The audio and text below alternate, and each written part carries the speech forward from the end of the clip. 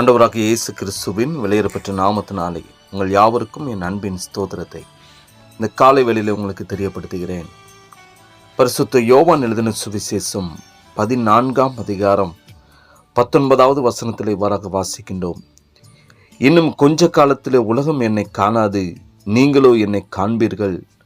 நான் பிழைக்கிறபடியினால் நீங்களும் பிழைப்பீர்கள் என்று சொல்லி நாம் பார்க்கிறோம். கிறிஸ்துவுக்குள் அன்பான தேவனுடைய பிள்ளைகளை, நான் இவ்வாறாக ஒரு சம்பவத்தை வாசிக்க நேரிட்டது. ஒரு வாலிபன் தன்னுடைய பெற்றோர்களை இழந்தவனாக தன்னந்தனிமையில் வாழ்க்கை நடத்தி கொண்டு வந்தான். தன் வாழ்க்கை முழுவதும் பலவிதமான கஷ்டங்களும் வேதனைகளும் துன்பத்தையும் அனுபவித்து தன்னை தேற்றுவதற்கோ ஆதரிப்பதற்கோ யாரும் இல்லாத ஒரு அவல நிலை. இந்த நிலையிலே தான் தன்னுடைய உயிரை மாய்த்து கொள்ளும்படியாக தற்கொலை செய்யும்படியாக அவன் முடிவெடுக்கிறான்.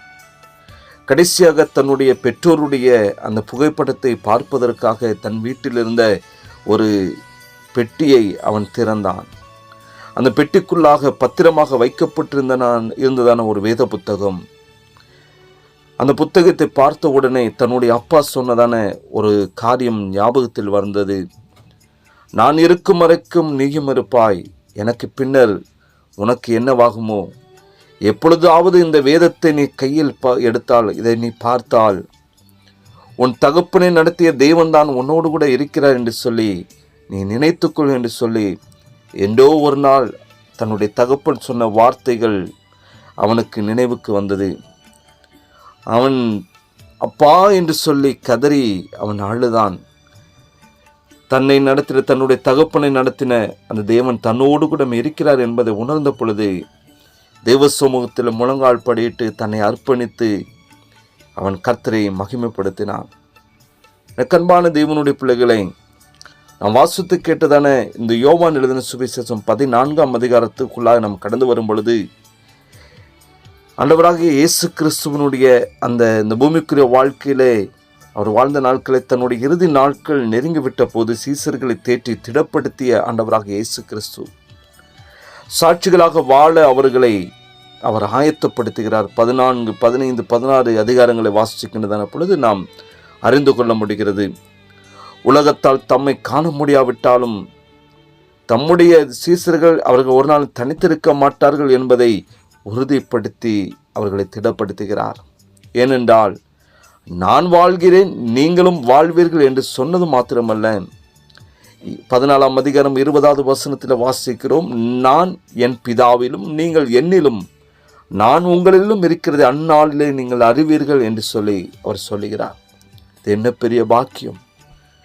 நாம் செய்ய வேண்டியது ஒன்றே ஒன்றுதான். நம்முடைய வாழ்க்கையில தேவனுடைய வசனத்தை ஒவ்வொரு நாட்கள் நம்முடைய வாழ்க்கையில கை கொள்ள வேண்டும்.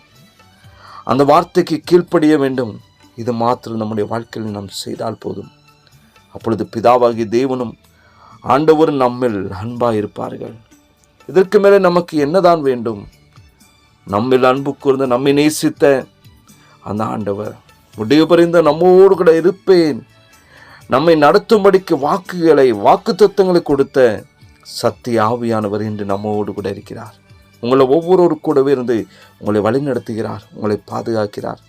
அவர் நமக்கு போதித்து வார்த்தைகளை நினைவூட்டி நமது பாவத்தை உணர்த்தி காண்பிக்கிறார். சகல சத்தியத்துக்குள்ளும் நம்மை நடத்துகிறார். இனி நாம் தான் பரிசுத்த ஆவியானவருக்கு ஒவ்வொரு நாட்களும் செவி கொடுக்க வேண்டும் என்று பரிசுத்த ஆவியானவர் வாஞ்சிக்கிறார். இப்படி இருக்க இன்று நாமே நம்முடைய உண்மை நிறைந்த அந்த உள்ளத்தோடு கூட நம்மை ஆராய்ந்து பார்த்தவர்களாக சர்வ சிருஷ்டிக்கும் பிதாவாகிய தேவன் இந்த பூமிக்குரிய வாழ்க்கையிலே அவர் பட்ட பாடுகள், கஷ்டங்கள், வேதனைகள், அவர் பலவிதமான பாடுகளுக்குள்ளாக கடந்து சென்று வேதனையும் துன்பத்தையும் அனுபவித்து கல்வாரி சிலுவையிலே அவர் பட்ட பாடுகள் ஏராளம் மரித்து உயிர்த்தெழுந்து மீண்டும் நம்மோடு கூட ஜீவனோடு கூட இருக்கிற தேவனாக, நம்மோடு கூட இருக்கிற பரிசுத்த ஆவியானவராக இந்த தேவன், இதோ நான் மாம்சமான யாவருக்கும் தேவனாகிய கர்த்தர் என்னால் செய்யக்கூடாத அதிசயமான காரியம் ஒன்று உண்டோ என்று சொல்லி நம்மை பார்த்து கேட்கிறார். நாம் இன்று மாத்திரமல்ல, நாளை மாத்திரமல்ல, என்றும் அந்த ஜீவாதிபதியோடு கூட வாழ்கின்ற தேவனுடைய பிள்ளைகளாக நாம் அப்படிப்பட்ட ஒரு பாக்கியத்தை கர்த்தர் நமக்கு தந்திருக்கிறார்.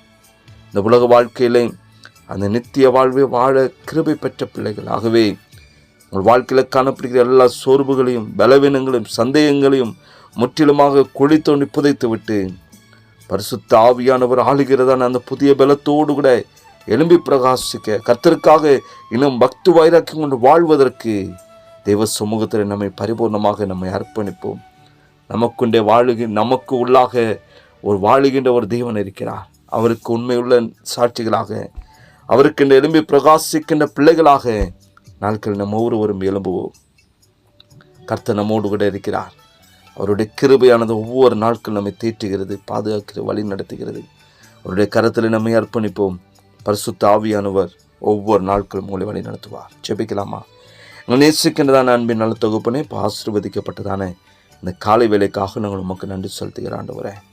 சகல சத்தியத்திற்குள்ளும் நீர் எங்களை வழி நடத்துகிற பரிசுத்த ஆவியானவரே, உமக்கு நன்றி செலுத்துகிற ஆண்டவரே. உம்முடைய வார்த்தைக்கு நாங்கள் செவி கொடுத்து ஒவ்வொரு நாட்களும் கிறிஸ்துவுக்குள்ளாக நிலைத்திருக்க பரிசுத்த ஆவியானவரே, நீர் யாவருக்கும் கிருபை கொடுத்து வழி நடத்துவீராக. நீர் ஒவ்வொரு பிள்ளைகளோடு கூடவே இருந்து நீங்கள் வழி நடத்த போகிற மேலான தயவுக்காக நன்றி அப்பா, இரக்கத்துக்காக நன்றி அப்பா. நீர் எங்கள் மீது வைத்த அப்பா அன்புக்காக உமக்கு நன்றி செலுத்துகிறோம் ஆண்டவரே. தம்முடைய பிள்ளைகளோடு கொண்டு வழி நடத்தும். எல்லா கவலைகள், கஷ்டங்கள், பாரங்கள், துக்கங்கள் யாவற்றையும் கர்த்தர் முற்றிலுமாக மாற்றி நீர் அவர்களோடு கூட இருக்கிறீர் என்கிறதானே கர்த்தர் அப்படிப்பட்ட சிந்தனையோடு தம்முடைய பிள்ளைகள் வாழ தகப்பனை அவருக்கு கிருபை கொடுத்து வழி நடத்தும். ஆசீர்வதிங்க. இயேசுவின் நாமத்தில் ஜெபிக்கிற நல்ல பிதாவே. ஆமேன், ஆமேன்.